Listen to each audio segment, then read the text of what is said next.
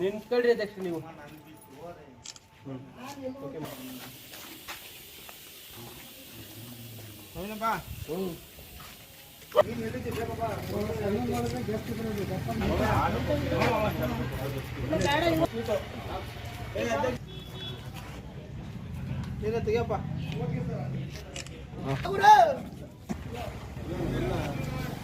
ಸುಗಸ್ತಿರುವ ಡಿ.ಕೆ. ಶಿವಕುಮಾರ್ ಅವರಿಗೆ ನೆಲಮಂಗಲ ತಾಲೂಕಿನ ಎಲ್ಲ ಜನರ ಉಪಯುಕ್ತ ಅಭಿನಂದನೆ ಸಲ್ಲಿಸ್ತಾ ಇದ್ದೀವಿ.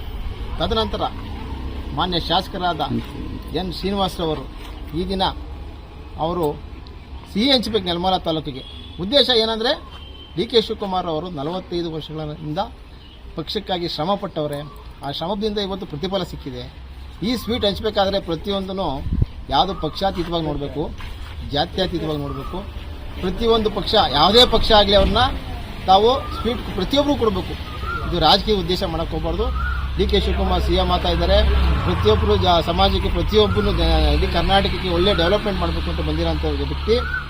ಹಾಗಾಗಿ ನೀವು ಜನತಾದಳ ಆಗಲಿ, BJP ಆಗಲಿ, ಇತರ ಪಕ್ಷ ಆಗಲಿ, ಪ್ರತಿಯೊಬ್ಬರಿಗೂ ಮನೆಗೂ ಸಿಹಿ ಹಂಚಿ, ಸಿಹಿ ಅವ್ರಿಗೆ ಕೊಟ್ಬಿಟ್ಟು ಈ ಥರ ತಿಳಿಸಿ, ಅವರ ಆನಂದನೇ ಬೇರೆ ಇರ್ತದೆ.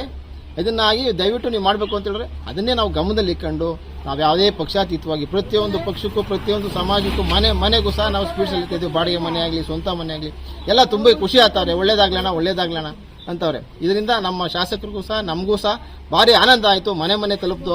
ಶಾಸಕರು ಹೇಳ್ದಂಗೆ ಮನೆ ತಲುಪಿ ಮನೆ ಜನ ಭಾರಿ ತುಂಬ ಹೃದಯದಿಂದ ನಮಗೂ ಸಹ ಸ್ವಾಗತ ವಹಿಸಿದ್ರು, ಅಭಿನಂದನೆ ಸಲ್ಲಿಸವ್ರೆ.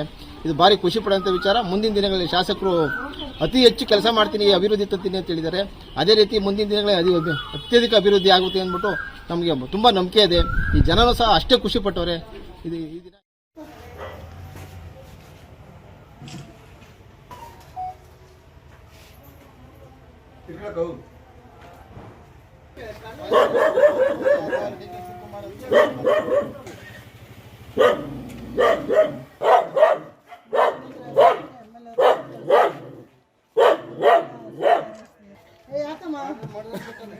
ನಿಂತ್ಕೊಳ್ರಿ ಅಧ್ಯಕ್ಷ ನೀವು.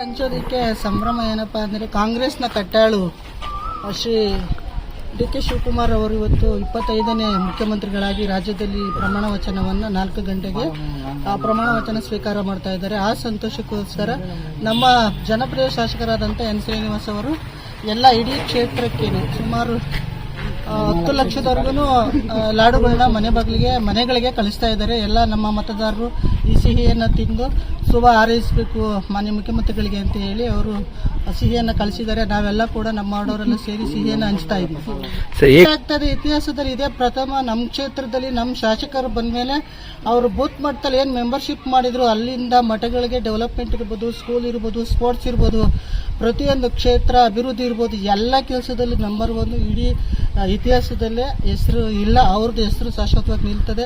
ಶಾಸಕರಿಗೆ ಮತ್ತಷ್ಟು ಅವರಿಗೆ ದೇವರು ಶಕ್ತಿ ಕೊಡಲಿ. ಮತ್ತು ಡಿ.ಕೆ. ಅವರ ಸಂಪುಟದಲ್ಲಿ ಅವರು ಸಚಿವರಾಗಿ ನಮ್ಮ ಕ್ಷೇತ್ರಕ್ಕೆ ಹೆಚ್ಚಿನ ಒಂದು ಅಭಿವೃದ್ಧಿನ ತಂದು ನಮ್ಮ ಕ್ಷೇತ್ರವನ್ನು ಅಭಿವೃದ್ಧಿ ಮಾಡಲಿ. ಮತ್ತು ಈ ಸಂದರ್ಭದಲ್ಲಿ ಸನ್ಮಾನ್ಯ ಮುಖ್ಯಮಂತ್ರಿಗಳಿಗೆ ಮತ್ತು ಸಚಿವರುಗಳಿಗೆ, ಮಾನ್ಯ ಶಾಸಕರುಗಳಿಗೆ ಅಭಿನಂದನೆಗಳನ್ನ ಸಲ್ಲಿಸ್ತಾ ಇದ್ದೀವಿ.